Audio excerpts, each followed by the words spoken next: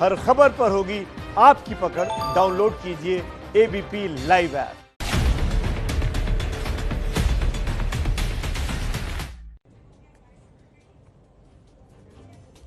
नमस्कार, ABP news में आपका स्वागत है। थोड़ी देर में ही हमारे साथ एम्स के निदेशक डॉक्टर रणदीप गुलेरिया जुड़ेंगे, जो आपको कोरोना वैक्सीन से जुड़े हुए और कोरोना से जुड़े हुए सभी सवालों के जवाब देंगे। आप चाहें तो अपने सवाल एबीपी न्यूज के ट्विटर हैंडल पर डाल सकते हैं। उन सवालों को भी हम लेने की कोशिश करेंगे, ताकि आप कोरोना वैक्सीन और कोरोना से जुड़े हुए जितने भी सवाल आपके मन में हैं वो आपके सामने हम रख सकें। उनके जवाब डॉक्टर गुलेरिया ही देंगे। थोड़ी देर बाद वो जुड़ेंगे, तब तक आप एबीपी न्यूज पर बने रहिए। अगली खबर का रुख कर लेते हैं। भारत में पिछले 24 घंटे में 35,000 से ज्यादा मामले सामने आए। अब तक कुल केस 95 लाख के पार हो गए। अनुमान लगाया जा रहा है कि शादी के सीजन, प्रदूषण और सर्दी में कोरोना की रफ्तार कम नहीं होगी, बल्कि खतरा बढ़ सकता है। कोरोना के डर के बीच अच्छी खबर ब्रिटेन से आई है, जहां हफ्ते भर में टीका लगना भी शुरू हो जाएगा। और देखिए, केवल ब्रिटेन में ही नहीं टीका लगेगा, रूस में भी टीका लगना एक हफ्ते के अंदर शुरू हो जाएगा। ब्रिटेन में जो दवा बन रही है वो ऑक्सफोर्ड एस्ट्राजेनेका है, जिसका टीका लगना एक हफ्ते के अंदर शुरू हो जाएगा। ब्रिटेन के प्रधानमंत्री ने इस बारे में घोषणा भी की है। उम्मीद भारत में भी जाग गई है। ऐसे में सवाल यह है कि भारत में वैक्सीन कब तक आएगी, जब आएगी तो किसको पहले मिलेगी, ये बड़े सवाल बने हुए हैं, क्योंकि ब्रिटेन में और रूस में अब इस वैक्सीन अगले हफ्ते से लगना शुरू होने वाली।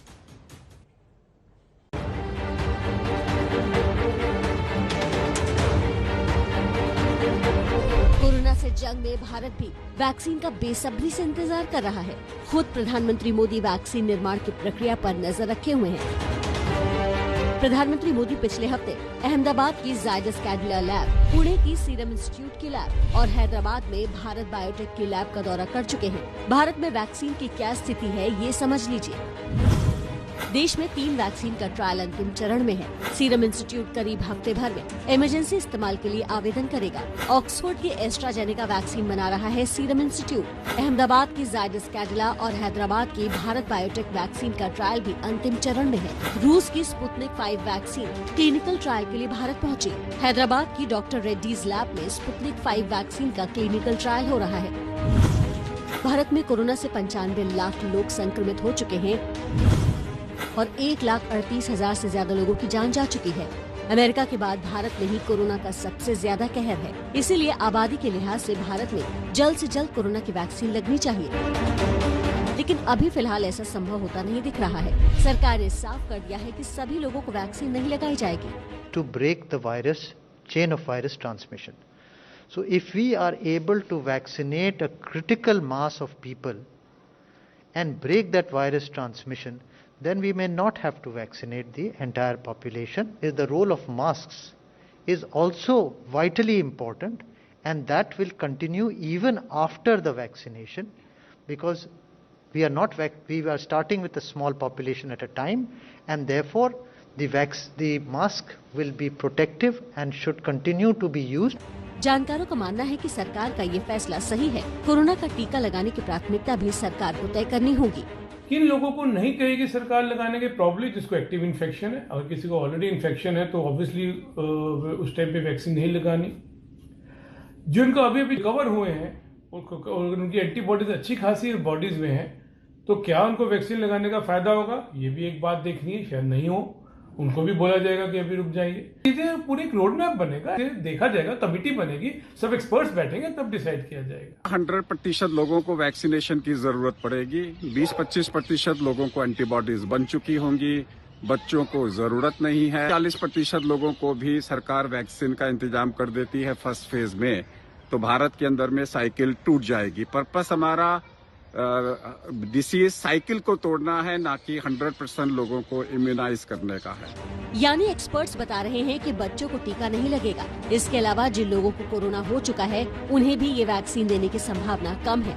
जो नेशनल एक्सपर्ट ग्रुप है वैक्सीन एडमिनिस्ट्रेशन के बारे में, जिसकी अध्यक्षता doctor VK. Paul member NITI Aayog करते हैं, उसके मैंडेट में एक मैंडेट ये भी है और इसके बारे में विश्व के अनेक देश सोच रहे हैं कि कि क्या आपको ये देखना चाहिए वैक्सीनेशन के समय कि जिस व्यक्ति को आप वैक्सीनेट कर रहे हैं उसमें एंटीबॉडीज़ हैं कि नहीं हैं। इस पर कोई अंतिम निर्णय अभी नहीं हुआ है, लेकिन ये वैज्ञानिक कम्युनिटी में भी और देशों के बीच भी चर्चा का विषय है। ये फैसला WHO को लेना है कि कोरोना वैक्सीन से ठीक हो चुके लोगों को वैक्सीन लगानी है या नहीं, लेकिन जानकारों का मानना है कि उन्हें जरूरत नहीं पड़ेगी। किसी व्यक्ति को वैक्सीन नहीं लगी है और वो किसी संक्रमित व्यक्ति के संपर्क में आएगा तो फिर बिल्कुल संक्रमण हो सकता है। इसकी अगर आप देखिए दिल्ली का सीरो सर्वे कि 28%, 1/3 हम कह दें कि लोगों में इन्फेक्शन हो चुका है और उनको एंटीबॉडीज बन गए, ये सीरो सर्वे में सामने आया। तो इसका मतलब ये हुआ कि हमारी 30% दिल्ली की जनता को इन्फेक्शन हो चुका है और उनको अब कुछ न कुछ जो इम्यूनिटी है, रोग प्रतिरोधक क्षमता, वो बन गई होगी। केंद्र सरकार ने कहा देश में सभी को वैक्सीन देने की जरूरत नहीं, तो इस पर राजनीति भी शुरू हो गई है। दिल्ली सरकार ने अभी से कह दिया कि वैक्सीन सभी को दी जानी चाहिए। जो केंद्र सरकार की नीति है वही बता सकते हैं, और हमारा ये मानना है कि अगर वैक्सीन सफल होती है और दी जाती है सबको देना चाहिए। दिल्ली को केंद्र सरकार देती है तो हम 3-4 हफ्ते में पूरी दिल्ली को लगा। देखिएगा ये तो केंद्र सरकार की नीति के ऊपर है, पर देना चाहिए, हमारा कहना है। कुछ कहा सचिव ने, कुछ और कहा, तो किसकी बात मानेंगे देखते हैं, पर सरकार की बात माननी चाहिए। सब कुछ ठीक रहा तो देश में भी अगले 1-2 महीने में वैक्सीन आ जाएगी। सरकार की उम्मीद भी यही है कि देश की 60 से 70% आबादी में टीका लगने से हर्ड इम्यूनिटी बन जाएगी और कोरोना वायरस के संक्रमण की ये चेन टूट जाएगी। कोरोना की वैक्सीन आने वाली है। वैक्सीन को लेकर आपके मन में बहुत सारे सवाल हैं। इन सवालों के जवाब देने के लिए हमारे साथ एम्स के निदेशक डॉक्टर गुलेरिया जुड़ गए हैं और उनसे बातचीत के लिए हमारे संपादक सुमित अवस्थी हैं। और सुमित अवस्थी का जुड़ना इसलिए महत्वपूर्ण है क्योंकि सुमित अभी अभी कोरोना से उबर कर आए हैं, तो उनके अपने अनुभव हैं कोरोना से जो वो डॉक्टर गुलेरिया के साथ साझा भी करना चाहते हैं। Over to you Sumit. शुक्रिया विकास। जैसा विकास ने बताया, डॉक्टर रणदीप गुलेरिया जो कि एम्स के डायरेक्टर हैं, खुद सांसों के विशेषज्ञ हैं, इस वक्त हमारे साथ जुड़े हुए हैं। डॉक्टर साहब बहुत बहुत शुक्रिया, बहुत बहुत धन्यवाद वक्त निकालने के लिए। पहला सवाल जो सबके मन में है, ब्रिटेन में तो 1 हफ्ते में वैक्सीन मिलने वाली है, स्पुतनिक 5 रशिया में मिलने वाली है, हमारा नंबर कब आएगा? कितना और इंतजार, कितने और हफ्तों का इंतजार?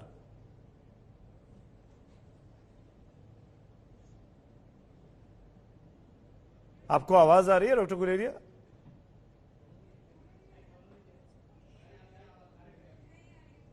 डॉक्टर रणदीप गुलेरिया के साथ हम संपर्क करने की कोशिश कर रहे हैं। डॉक्टर गुलेरिया, हिंदुस्तान में जो इस वक्त पूरी कवायद चल रही है कोरोना से लड़ने की, उस महत्वपूर्ण टीम के सबसे बड़े चेहरों में से एक है। वैक्सीनेशन के काम को लेकर, वैक्सीन का डिस्ट्रीब्यूशन कैसे हो कि हर व्यक्ति तक, हर जरूरतमंद तक ये पहुंचे, उस पूरी टीम का हिस्सा है डॉक्टर रणदीप गुलेरिया। हर रोज बहुत बड़े स्तर की बैठकें होती हैं जिसमें यह तय होता है वैक्सीन कहां तक पहुंची है, कब तक तैयार हो जाएगी और कब तक हर हिंदुस्तानी तक या हर जरूरतमंद हिंदुस्तानी तक पहुंच पाएगी। एक नई बहस इस वक्त छिड़ गई है जब से केंद्रीय स्वास्थ्य सचिव ने इस बात को कहा कि सबको ये वैक्सीन नहीं दी जाएगी, सिर्फ जरूरत के लोगों को ये वैक्सीन दी जानी है। उसी बारे में भी बात करेंगे डॉक्टर गुलेरिया से। कोरोना वैक्सीन पर आपके मन में तमाम सवाल उठ रहे होंगे, बहुत ही चीजें आप जानना चाहते होंगे। ब्रिटेन में एक महत्वपूर्ण डेवलपमेंट हुआ है। ब्रिटेन ने अगले 1 हफ्ते के अंदर तमाम लोगों के लिए वैक्सीन बाजार में उपलब्ध कराने की एक योजना बना ली है। क्या है ये योजना, आइए देखते हैं। ब्रिटेन में वैक्सीन सिर्फ 1 हफ्ते दूर। अगले हफ्ते से ब्रिटेन में टीकाकरण। कोरोना के खिलाफ लड़ाई में आ गई है खुशखबरी। ये गुड न्यूज आई है ब्रिटेन से, जहां फाइजर और बायोएनटेक कंपनी की बनाई कोरोना वैक्सीन को इस्तेमाल की मंजूरी मिल गई है।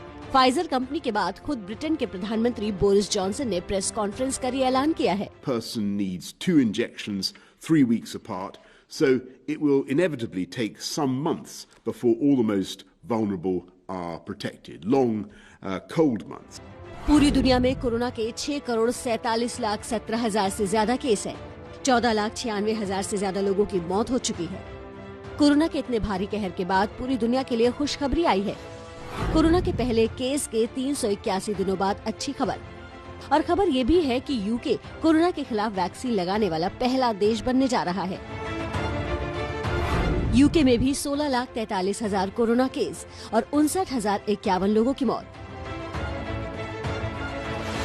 पूरी दुनिया में कई सारी वैक्सीन का ट्रायल चल रहा है और बहुत सी कंपनियों की वैक्सीन अप्रूवल की स्टेज तक पहुंच गई हैं। इसी कड़ी में यूके ने फाइजर और बायोएनटेक कंपनी की वैक्सीन को मंजूरी दे दी है। ये मंजूरी ब्रिटेन की MHRA यानी medicine and health care products regulatory agency ने दी है। ये मंजूरी अभी वैक्सीन के इमरजेंसी इस्तेमाल के लिए दी गई है। अगले हफ्ते से यूके में फाइजर की वैक्सीन लगनी शुरू हो जाएगी। कोविड-19 के खिलाफ तो अगले हफ्ते से यूके में ये दवाई जो फाइजर ने बनाई है, फाइजर कंपनी ने, वो उसका वैक्सीन, उसका टीका उपलब्ध हो जाएगा। डॉक्टर गुलेरिया अब हमारे साथ जुड़ गए हैं, हम उनसे बात कर पा रहे हैं, मेरी आवाज उन तक पहुंच रही है। डॉक्टर गुलेरिया, बहुत बहुत शुक्रिया, धन्यवाद एबीपी न्यूज से बात करने के लिए। मेरा पहला सवाल वही, ब्रिटेन में अगले एक हफ्ते में दवा आ गई है, आ जाएगी, उपलब्ध हो जाएगी लोगों के लिए।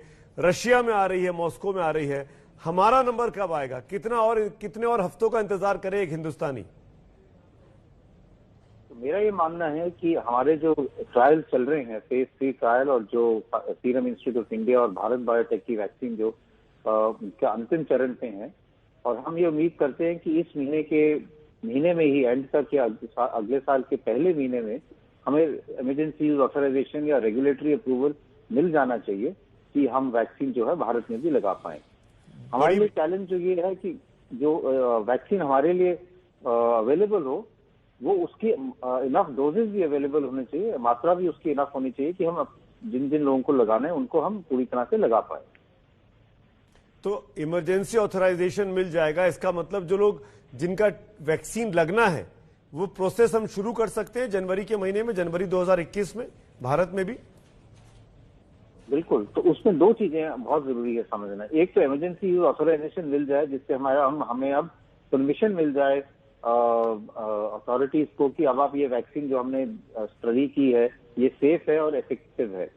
दूसरा, फिर हम जो काम चला हुआ है कि हम इस तरह से एक पूरा वैक्सीन डिस्ट्रीब्यूशन और वैक्सीन को लगाने की भी पूरी चेन तैयार करें, क्योंकि हमारा देश एक बहुत बड़ा देश है, डाइवर्स नेशन है, शहर भी हैं, छोटे शहर भी हैं, गांव भी हैं।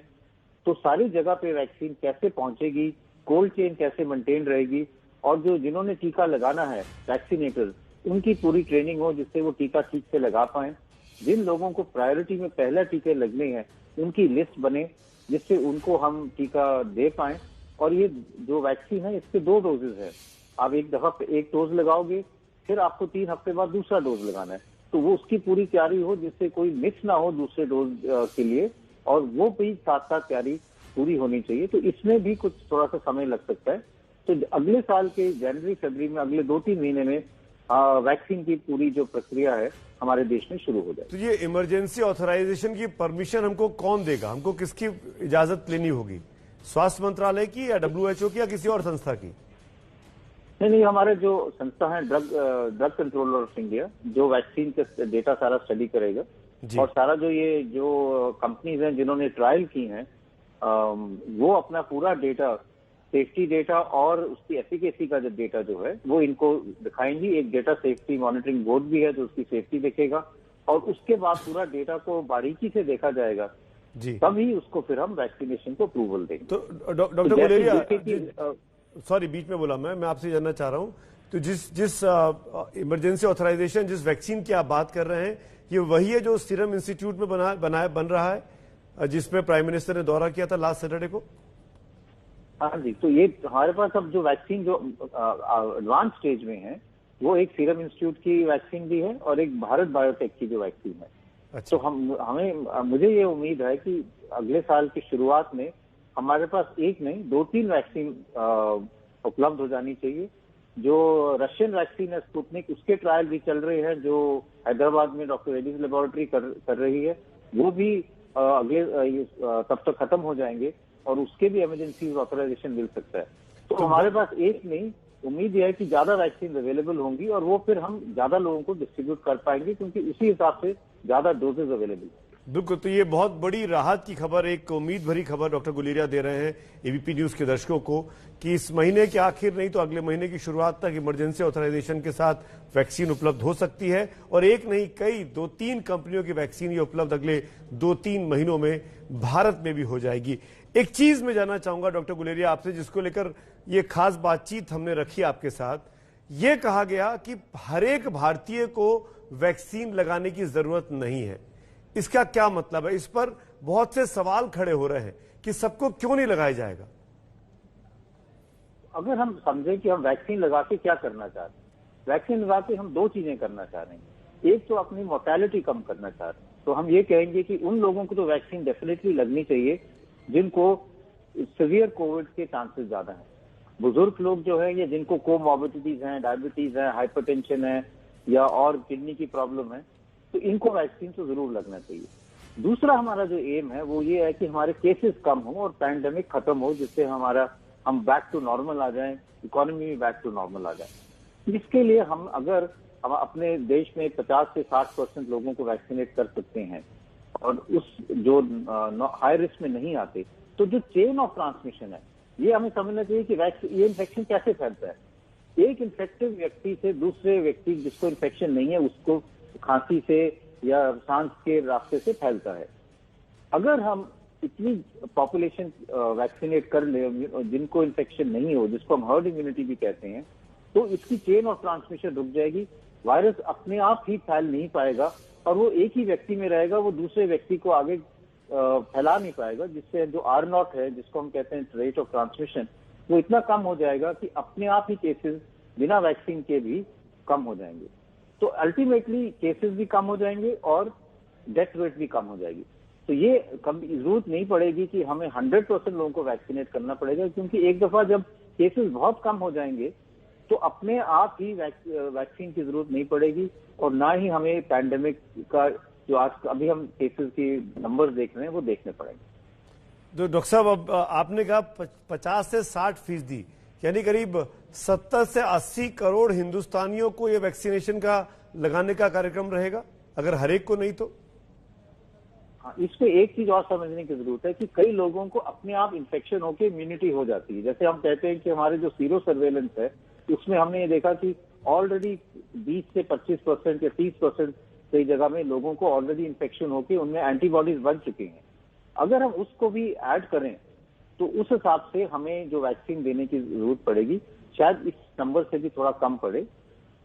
पर इसमें दो इंपॉर्टेंट चीजें समझना बहुत जरूरी है। एक तो ये है कि जो लोगों को इन्फेक्शन हो चुका है उनकी इम्यूनिटी कितनी देर रहती है, और दूसरा जो हम वैक्सीन लगा रहे हैं उसकी भी इम्यूनिटी कितनी देर रहती है।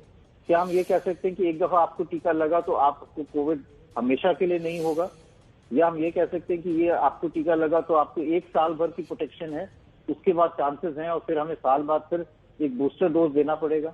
तो ये जो डेटा है ये तो आस्ता आस्ता अगले साल आएगा और इसी पे बेस हो पाएगा कि हमें कितने लोगों को वैक्सीनेट करना है और पैंडेमिक किस तरह से बिहेव करेगा।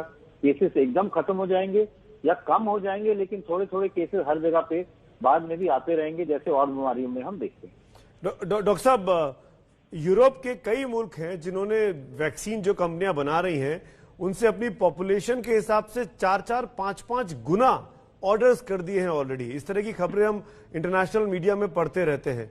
हमारे यहाँ आप कह रहे हैं कि हमको सबको लगाने की जरूरत नहीं है, तो ये देखने का नजरिया अलग अलग क्यों है? यूरोपियन कंट्री अपने सिटीजन के लिए कुछ और तरीके से प्लान कर रही है, भारत के लोग कुछ और तरीके से प्लान कर रहे हैं, ये अंतर क्यों है?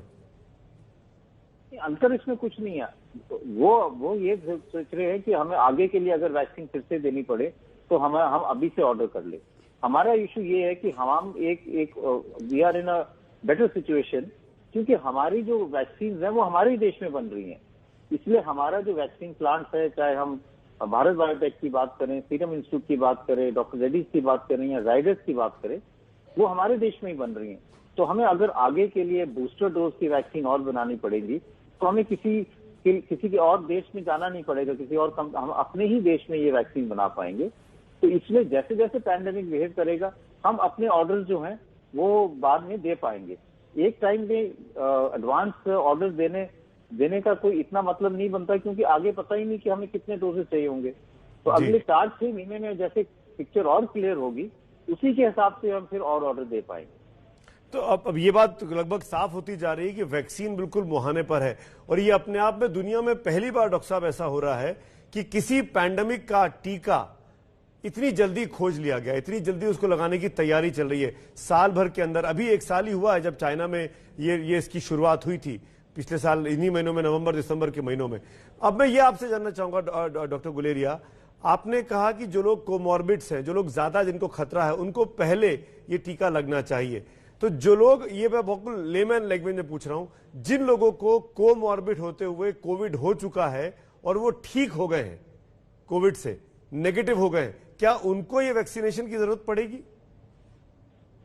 ये एक बहुत बड़ा क्वेश्चन है कि हमें उनको वैक्सीन देना ही चाहिए या नहीं, क्योंकि हमें 2 चीजें समझनी चाहिए। एक तो चीज ये है कि कई ऐसे लोग हैं जिनको चाहे कोमॉर्बिडिटी भी हो, जिनको कोविड हुआ, उनका टेस्ट नहीं हुआ और वो ठीक हो गए।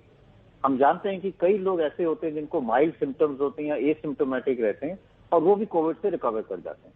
अगर हम इन सारे लोगों की पहले खोज करें और फिर वैक्सीन दें, तो ये एक अपने में एक बहुत बड़ी एक्सरसाइज हो जाएगी। दूसरी चीज ये है कि जिनको कोविड हुआ और वो रिकवर कर गए, अभी हमारे पास क्लियर डेटा नहीं है कि वो कितनी देर तक उनको प्रोटेक्शन रहेगी। तो अब ये हम नहीं कह सकते कि जिनको कोविड हुआ है अब आपको 6 महीने या साल भर के लिए कोविड नहीं हो सकता। तो सेफर ऑप्शन यही रहेगा कि हम सब जो लोग हैं जिनको कोमॉर्बिडिटी है, चाहे उनको कोविड हुआ हो या ना हुआ हो, सबको हम वैक्सीनेट कर दें। ये क्लियर डेटा है कि आप जिसको कोविड हुआ उसको वैक्सीनेट करोगे तो उससे कोई नुकसान नहीं है, फायदा ही होगा कि उसको फिर इम्यूनिटी और बढ़ जाएगी, तो ज्यादा प्रोटेक्शन मिल जाएगी। इसलिए मेरा ये मानना है कि ये एक और एक्सरसाइज कि हम सारों की पहले टेस्ट करें, देखें एंटीबॉडीज हैं, फिर डिसाइड करें वैक्सीन दें या नहीं दें। इसमें तो और ज्यादा समय लग सकता है। बेहतर यही रहेगा कि हम सब जो लोग हैं कोमॉर्बिडिटीज वाले, सबको ही वैक्सीनेट करें।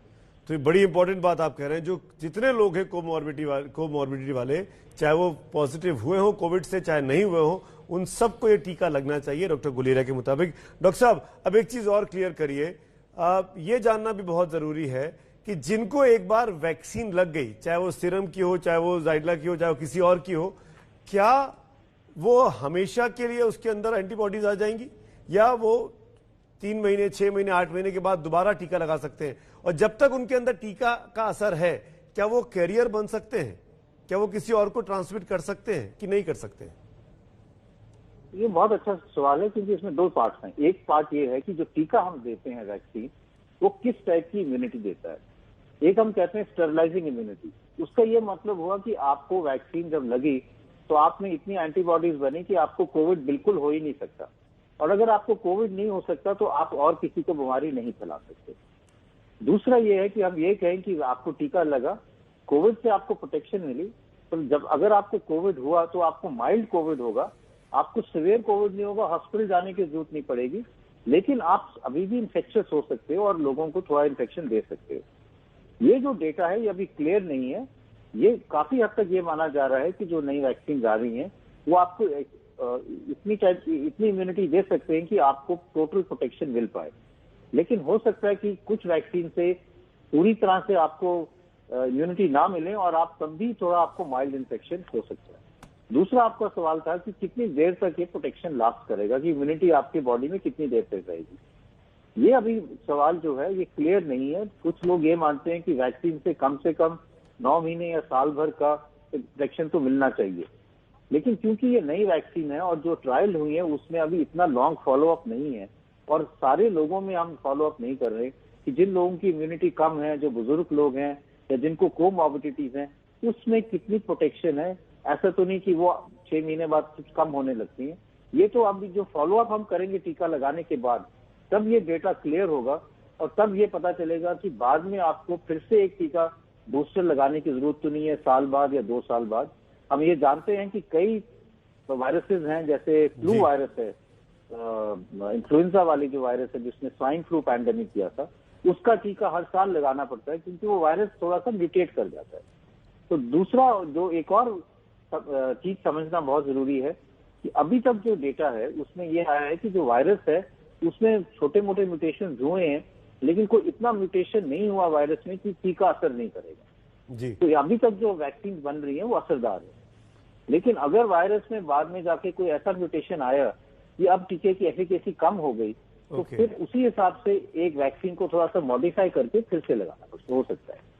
आपकी बातें सुन के मेरे मन में ये थोड़ा सा डर भी पैदा हुआ डॉक्टर गुलेरिया कि शायद ये वैक्सीन सबको लगाने की जरूरत पड़ जाएगी। अगर थोड़ा भी आदमी कोई कैरियर हो सकता है, इन्फेक्शन फैला सकता है, तो वो नौबत ना आ जाए कि हमको पूरे 140 करोड़ भारतीयों को इसका टीका लगाना पड़े। ये जो आप सवाल कर रहे हो, ये हमें आस्ता आस्ता अगले 6 से 8 महीने में ही पता चलेगा। अगर 6 से 8 महीने में वैक्सीन बहुत कामयाब रही और केसेस बहुत कम हो गए, मतलब सारे देश में, तो हम ये कह पाएंगे कि अब वैक्सीन जो है वो हम लिमिटेड अमाउंट लोगों को लगा सकते हैं। लेकिन अगर केसेस बढ़ते रहे और जैसे हमने अभी कहा कि लोग इन्फेक्शियस रहते हैं, तो फिर आस्ता आस्ता ओवर पीरियड ऑफ टाइम हमें काफी ज्यादा पॉपुलेशन या ऑलमोस्ट को कवर करना पड़ेगा। एक सवाल और है, मुझसे पूछा जा रहा है कि मैं आपसे पूछूं ये सवाल कि जो प्रेग्नेंट लेडीज हैं उनका भी ये वैक्सीन लगेगा जब वो प्रेग्नेंट होंगी, कंसीव करें, उनके वूम में बेटा बच्चा होगा? अभी तक जो ट्रायल हुए हैं उसमें प्रेग्नेंट वुमेन को हमने एक्सक्लूड किया है। और प्रेगनेंसी जो है उसका जो डेटा आएगा वो बाद में आएगा। तो ये जो प्रेग्नेंट वुमेन का जो एक कैटेगरी है उसकी वैक्सीनेशन, क्योंकि हम ये देखना चाहते हैं कि प्रेग्नेंट वुमेन में जो इन्फेंट है, जो फीटस है, उसमें कोई साइड इफेक्ट ना हो, लॉन्ग टर्म साइड इफेक्ट। तो इसीलिए प्रेगनेंसी के लिए जो वैक्सीन की मंजूरी दी जाएगी वो बाद में थोड़ी सी आएगी। एक इसमें अच्छी बात यह है कि प्रेगनेंसी में जो कोविड है वो इतना सीरियस नहीं होता और इसलिए माँ को या पेट में जो बच्चा है उसको कोई इससे सीरियस साइड इफेक्ट्स नहीं देखे गए। तो इसलिए ये ऐसा हाई रिस्क ग्रुप नहीं है जिसको हमें एकदम जल्दी से वैक्सीनेट करना चाहिए। जैसे जैसे हमारे पास प्रेगनेंसी की सेफ्टी पे डेटा आएगा, क्योंकि वैक्सीन की सेफ्टी सबसे ज्यादा जरूरी है, तब हम ये कह पाएंगे कि हम प्रेग्नेंट वुमेन में भी वैक्सीन दे सकते हैं। डॉक्टर साहब, फेज 1, फेज 2, फेज 3 तीन ट्रायल हो चुके हैं लगभग सारे वैक्सीन के। किस तरह के साइड इफेक्ट्स देखे जा रहे हैं? क्या कोई साइड इफेक्ट्स है भी या टोटली सिक्योर रहेगा वैक्सीनेट होने वाला व्यक्ति? हम जब साइड इफेक्ट्स देखते हैं तो हम देखते हैं माइनर साइड इफेक्ट्स या मेजर एडवर्स इफेक्ट्स जो हम कहते हैं जी। तो माइनर साइड इफेक्ट्स तो देखे जाते हैं, जैसे जहां पे टीका लगा वहां पे थोड़ा सा दर्द हुई या वहां पे लाली होगी, रेडनेस होगी टीके की साइड पे, या इंजेक्शन के बाद थोड़ा सा 1-2 दिन के लिए बुखार हुआ या शरीर में दर्दें हुई, इस टाइप के माइनर साइड इफेक्ट्स तो टीके के साथ देखे गए हैं। लेकिन जो हम कहते हैं मेजर साइड इफेक्ट्स या लाइफ थ्रेटनिंग साइड इफेक्ट्स, वो इन टीकों से नहीं पाए गए। और हमें ये समझना चाहिए कि अगर हम सारी वैक्सीन की बात करें जो अभी तक फेज 3 में गई हैं, तो मोर देन 80,000 लोगों को वैक्सीन लग चुकी है ट्रायल्स में, अगर हम सारी वैक्सीन का कंबाइन करके देखें, और किसी में भी कोई मेजर साइड इफेक्ट अभी तक रिपोर्ट नहीं हुआ। लेकिन हमें ये भी मानना चाहिए कि हमें अभी भी जो वैक्सीन लोगों को लग जाएगी, उसके बाद भी जो हम फेज 4 कहते हैं ट्रायल, कि बाद में भी लोगों को फॉलो अप करना पड़ेगा कि कोई लॉन्ग टर्म साइड इफेक्ट तो नहीं है या कोई ऐसा ग्रुप तो नहीं मिस हो गया जिसमें साइड इफेक्ट हो सकते हैं। तो जो सेफ्टी डेटा है अभी तक तो बहुत अच्छा है, लेकिन इसका ये मतलब नहीं कि अभी हम आगे तक लोगों को फॉलो ना करें 6 महीने साल भर, क्योंकि कई दफा कुछ स्मॉल माइनॉरिटी ग्रुप में साइड इफेक्ट्स बाद में भी आ सकते हैं। डॉक्टर साहब, एक चीज और बताइए कि कौन सी वैक्सीन सबसे ज्यादा सुरक्षित है? प्लाज्मिड डीएनए बेस्ड या आरएनए बेस्ड या एडिनोवायरस बेस्ड, कौन सी वैक्सीन को ज्यादा सबसे सुरक्षित माना जाएगा? ये तो एक बड़ा मुश्किल सवाल है, क्योंकि जो अब mRNA वैक्सीन आई है या डीएनए बेस्ड वैक्सीन आई है, ये बहुत नई टेक्नोलॉजी पे आई है, एक नया प्लेटफॉर्म है, और इसीलिए ये वैक्सीन इतनी जल्दी बन पाई, क्योंकि इस पे कई सालों से रिसर्च हो रही थी कि हम एक नया प्लेटफॉर्म बनाएं जिससे हम वैक्सीन जल्दी बना सकते हैं। और ये एक नया मेजर ब्रेक थ्रू है, क्योंकि अगर कोविड की वैक्सीन इतनी जल्दी बन के सक्सेसफुली बन गई, तो कई और बीमारियां हैं जिसकी भी वैक्सीन इसी प्लेटफॉर्म पे, जो आरएनए या डीएनए बेस्ड प्लेटफॉर्म है, इस पे बन जाएंगी। पहले हम ये करते थे कि हम वैक्सीन जो है वो सेल कल्चर या एग कल्चर में बना के उनको, फिर उसमें बहुत टाइम लगता था बनाने में, क्योंकि उसमें जो रिसर्च का मेथड था वो बिल्कुल अलग था। इस प्लेटफॉर्म से वैक्सीन जल्दी बन सकती है, लेकिन जो डेटा आ रहा है वो ये सजेस्ट करता है कि ये भी काफी सेफ है और इसमें कोई साइड इफेक्ट्स नहीं है। तो मेरा ये मानना है कि अभी जो भी प्लेटफॉर्म से वैक्सीन आए, अभी तक सेफ्टी डेटा उन सारों का बहुत अच्छा है, इसलिए ये कहना कि ये ज्यादा सेफ है या ये कम सेफ है, ये सही नहीं रहेगा। एक सवाल का जवाब और जानना चाहूंगा मैं आपसे। रशिया में दवाई बन रही है, ब्रिटेन में बन रही है, यूएस में बन रही है, भारत में बन रही है, चीन से खबर नहीं आती है।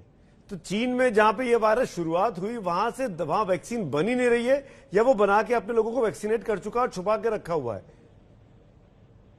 जो थोड़ी बहुत खबर आ रही है चीन से, वहां पे तो ये है कि उनकी वैक्सीन बनी हुई है, डेटा उन्होंने शेयर नहीं किया, लेकिन वो भी अपने लोगों में वैक्सीनेशन उन्होंने लगाना शुरू कर दिया है, और कुछ और देशों में भी उन्होंने वैक्सीन सप्लाई की है जी। लेकिन उसकी क्या एफिकेसी है, क्या सेफ्टी है, वो डेटा जो है वो पब्लिक डोमेन में नहीं है, इसलिए उसके बारे में कहना मुश्किल है। जी डॉक्टर गुलेरिया, एक चीज और जानना चाहेंगे आपसे। जहां तक वैक्सीनेशन की बात है, जैसे ब्रिटेन ने अपना प्लान तैयार कर लिया है किस तरीके से उसको लोगों को वैक्सीन देनी है, भारत में किस तरह की तैयारी है कि हम किस तरह के लोगों को कैसे दवाई पहुंचाएंगे, कैसे टीका लगेगा?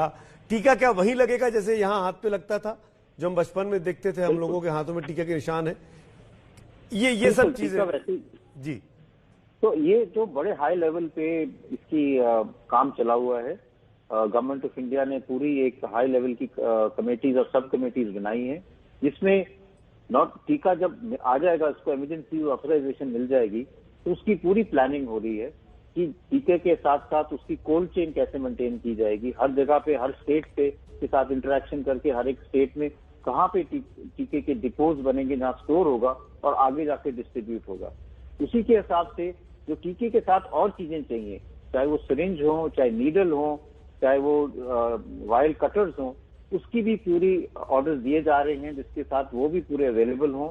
जिन्होंने टीका लगाना है, जो वैक्सीनेटर्स हैं, उनकी भी ट्रेनिंग की जाए, जिससे वो टीका ठीक से लगा पाए, और साथ साथ लाइन लिस्टिंग की जाए हर एक स्टेट से कि जो हमारी प्रायोरिटीज हैं, जो हेल्थ केयर वर्कर्स हैं, जो फ्रंट लाइन वर्कर्स हैं, और जो कोमॉर्बिडिटीज वाले हैं या बुजुर्ग लोग हैं, उनकी पूरी लिस्ट तैयार हो, जिससे हमें पता चले कि हर एक क्षेत्र में कौन कौन है जिनको टीका लगना है, जिससे हम उनको भी उनके साथ संपर्क कर पाए कि आपको आके इस दिन टीका लगाना है। उसकी पूरी तैयारी चल रही है, और ये भी साथ साथ ही हो रहा है। तो जैसे जैसे हमें टीका लगाने की अप्रूवल मिलेगी अथॉरिटी से, ये काम भी एकदम शुरू हो जाएगा और विद इन अ वीक टीका लगा पाएंगे। बड़ी बात आप कह रहे हैं, जैसे अप्रूवल मिलेगा एक हफ्ते के भीतर टीका लगाने का काम शुरू हो जाएगा। डॉक्टर गुलेरिया, ये भी बताइए, हिंदुस्तान के तमाम हजारों लाखों दर्शकों को इस वक्त आपको देख रहे हैं, जब ये टीके का काम शुरू होगा तो घर घर जाके लगेगा, डिस्पेंसरी में जाना पड़ेगा, अस्पतालों में जाना पड़ेगा, इसका क्या इंतजाम किया जा रहा है? और जो रूरल इंडिया में लोग हैं, जो दूर दराज के हिंदुस्तान में रहते हैं, उन तक कैसे पहुंचेगा?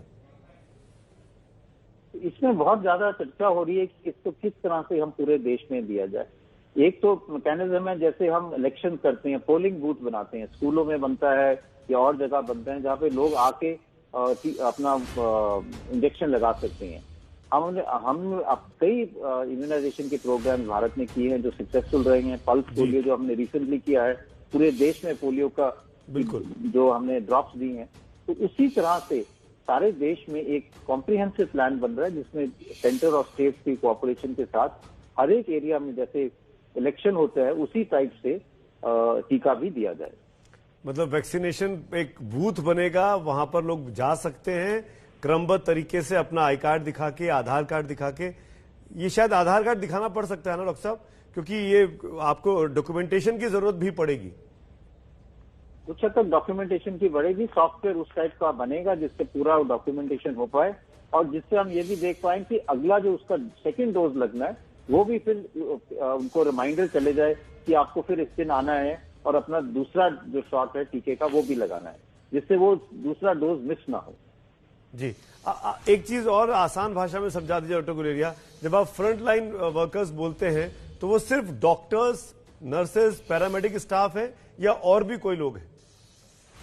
फ्रंट लाइन वर्कर्स में तो और भी लोग हैं, हमारे जो पुलिस कर्मी है या सीआरपीएफ वाले लोग हैं, और जो लोग काम कर रहे हैं सैनिटेशन वाले, और जो लोग कोविड एरियाज में काम कर रहे हैं या कोविड लोग की एरियाज में जा रहे हैं, हमारे आशा की जो ग्राउंड लेवल में आशा या और वर्कर्स हैं, जो घर घर जाके सर्वे कर रहे हैं या लोगों की देख रहे हैं कि उनको कोविड जैसे कोई लक्षण तो नहीं है। तो ये एक बहुत बड़ा ग्रुप है जिसमें डॉक्टर्स और नर्सेज के अलावा बहुत ज्यादा और लोग हैं जो हमारी इस पूरी लड़ाई में हमारे साथ जुड़े हुए हैं, जिससे हम केसेस हॉस्पिटल में भी और कम्युनिटी में भी कम कर पाएं और जल्दी से आइडेंटिफाई कर पाएं। बहुत बड़ी बात आप कह रहे हैं। मैं एक बार अंडरलाइन करना चाहूंगा इन बातों को कि जो लोग कोरोना के लोगों के बीच में सेवा दे रहे हैं, काम कर रहे हैं, उनके लिए सबसे पहले सबसे बड़ी राहत भरी खबर आने वाली है कि वैक्सीन का अप्रूवल होते से ही पहला टीका इन्हीं लोगों को लगेगा जो लोगों की सेवा में है। डॉक्टर्स, नर्सेज, आशा वर्कर्स, तमाम पुलिस के अधिकारी, सीआरपीएफ के लोग, जवान, इन लोगों के लिए राहत की खबर पहले आने वाली है। डॉक्टर साहब, एक आखिरी सवाल और। मैं जानता हूं कि आप पॉलिटिशियन नहीं है, पर हमारे देश में हर जगह पॉलिटिक्स आ जाती है। जब यह कहा गया कि सारे हिंदुस्तानियों को टीकाकरण की जरूरत नहीं है, इस पर भी राजनीतिक बयानबाजी शुरू हो गई कि ऐसा क्यों किया जा रहा है। अमेरिका में, लंदन में सबको टीका लग रहा है। मैं चाहूंगा आप ये संदेश दें हिंदुस्तान के सबसे बड़े डॉक्टर होने के नाते कि इस पर राजनीति करने की जरूरत नहीं है। देखिए, कोविड एक पैंडेमिक है जो हम सब लड़ रहे हैं और सारा देश लड़ रहा है, चाहे आप किसी भी पार्टी के हों, चाहे किसी भी राजनीति कर रहे हों। पैंडेमिक तो सारों को असर कर रहा है और सारे लोग इससे ग्रस्त हैं, चाहे वो रूरल इंडिया में हो, चाहे वो बड़े बड़े शहरों में हो, चाहे वो उनका कोई भी सोशो इकोनॉमिक स्टेटस हो। इसलिए हमें सबको इकट्ठे मिलकर इस लड़ाई को लड़ना है और इस लड़ाई को इस तरह से लड़ना है कि हर एक भारतीय की हम जान बचा पाए। हर एक सिटीजन हमारे लिए इम्पोर्टेंट है और इसलिए पॉलिटिक्स के ऊपर उठ के हमें पूरी तरह से कोशिश करनी है कि हम एक भी एक्स्ट्रा जान अपने भारत में ना खोएं। कोई भी, चाहे वो बुजुर्ग हो, चाहे वो छोटी उम्र का हो, उसकी कोई जान जो है वो इतनी ही कीमती है और हमें पूरी कोशिश करनी चाहिए कि हम अभी पूरा अपना प्रोटेक्शन रखें, चाहे वो मास्क लगाना हो, 2 गज की दूरी हो, हैंड वॉशिंग हो, और बाद में जब टीका हो तो सब लोग अपनी अपनी प्रायोरिटी के हिसाब से टीका लगाएं, जिससे जिन लोगों में ज्यादा इन्फेक्शन के चांसेस हैं या जिन लोगों में चांसेस हैं कि उनकी डेथ होने के चांसेस ज्यादा है, उनको पहले टीका लगे, जिससे उनको हम बचा पाएं और अपना डेथ रेट और कम कर पाएं। एक आखिरी सवाल डॉक्टर साहब, आप और मैं जिस वक्त दिल्ली में बैठकर बातें कर रहे हैं, दिल्ली को चारों तरफ से किसानों के प्रोटेस्ट ने घेरा हुआ है, हजारों की संख्या में लोग बाग सड़कों पर बैठे हुए हैं। इन तस्वीरों को देख के डर लगता है, हम कोविड के काल में हैं। ये चीजों की आप लोगों की मुसीबतें बढ़ा सकती है जिस तरह की तस्वीरें दिल्ली के आसपास से आती हैं? बिल्कुल, हम कुछ दिन पहले हमने यही कहा था जब फेस्टिव सीजन था और कि जब तब भी वहां देखा कि मार्केट्स में इतना रश हो रहा था और हमने देखा कि उनके कुछ दिन बाद दिल्ली में एकदम केसेस बढ़े थे और एक और स्पाइक आया था। तो जब भी ऐसा क्राउड इकट्ठे होते हैं जहाँ पे लोग फिजिकल डिस्टेंसिंग नहीं रखते हैं, मास्क नहीं लगाते हैं, तो ये एक मौका वायरस को मिलता है कि वो एकदम फैल जाए। और ऐसे इवेंट्स जो हैं वो सुपर स्प्रेडिंग इवेंट्स भी बन सकते हैं कि एक व्यक्ति है जो बहुत ही ज्यादा इन्फेक्शन फैला सकता है, वो ऐसे क्राउड में हो तो वो 20, 30, 100 से ज्यादा लोगों को एकदम इन्फेक्शन दे सकता है और वो फिर वो मल्टीप्लाइंग इफेक्ट होने के कारण एकदम केसेस उस एरिया में बढ़ जाते हैं। और जैसे हम ये कह रहे हैं कि इस बीमारी, इससे कई लोगों में डेथ भी हो सकती है, तो हम जब टीका इतना पास है और जब हमारे पास अब एक इलाज हमें दिख रहा है, तो इसलिए ऐसी चीजें हमें कुछ टाइम के लिए पोस्टपोन करनी चाहिए कि पहले लोगों की जान ठीक हो जाए, जान बच जाए, टीका लग जाए, उसके बाद फिर ये सब चीजें हम बाद में करते हैं। जी, बहुत बहुत शुक्रिया डॉक्टर गुलेरिया, साफगोई से अपनी बात करने के लिए। मैं ये उम्मीद करता हूं कि आप जैसा निष्पक्ष आदमी और हिंदुस्तान का सबसे बड़ा डॉक्टर अगर ये अपील कर रहा है किसानों से, तो ये बात शायद उनको समझ में आएगी कि इस वक्त हमको किसी भी घटना को सुपर स्प्रेडर घटना नहीं बनने देना है, क्योंकि कोरोना से लड़ना बहुत जरूरी है। और वो तभी हो सकता है जब हम लोग सेफ रहें, दूर रहें, हाथ धोते रहें, सैनिटाइजर का प्रयोग करते रहें। बहुत बहुत शुक्रिया डॉक्टर गुलेरिया अपना वक्त निकालने के लिए। Thank you so much.